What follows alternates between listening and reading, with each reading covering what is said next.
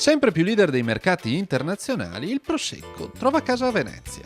Il consorzio Prosecco Doc ha infatti sottoscritto una speciale partnership con Hilton Molino Stucchi Venice per l'istituzione del presidio Prosecco Doc presso la Romi Restaurant, il ristorante gourmet dell'hotel. Una collaborazione che parla la lingua delle eccellenze, quella del più grande consorzio d'Italia e del più grande hotel di Venezia. Noi Hilton vogliamo collaborare con i marchi prestigiosi come Prosecco Doc e trovo che questa collaborazione che abbiamo cominciato quest'anno porterà tanto beneficenza a tutte e due le parti e sono contento e vedo anche un futuro molto luminoso, diciamo, per tutte e due le parti. Una dimora di lusso che permette al consorzio Prosecco Doc di guardare il mondo da una posizione privilegiata. Sicuramente questa è una vetrina importante, qui arrivano tanti turisti, soprattutto dall'estero, prevalentemente dagli Stati Uniti.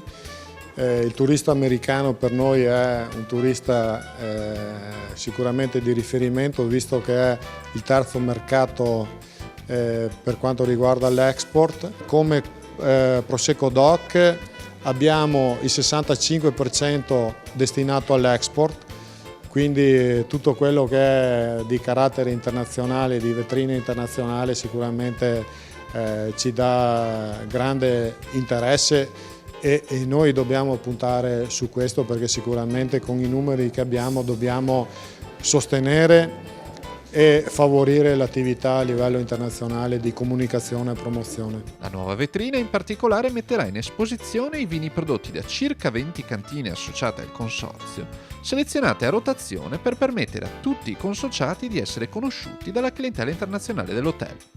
Un luogo magico e suggestivo in cui ogni sorso di prosecco diventa speciale. Ci sono tanti modi di godere un bicchiere di prosecco a Hilton Molino Stucchi, al bar Skyline, sul tetto con vista a Laguna e Venezia, ovviamente Baccaromi, un ristorante, un baccarò tipo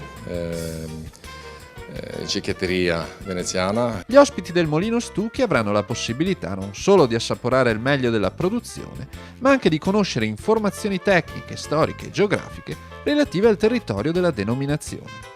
Un territorio che in 5 anni ha vinto la scommessa del Prosecco, facendone un fenomeno in continua espansione. Siamo arrivati a ridosso adesso della fine del 2014 con la probabilità di raggiungere quasi 300 milioni di bottiglie rispetto ai 240 milioni dell'anno scorso. Nel 2013 avevamo avuto una crescita a livello mondiale del 18%.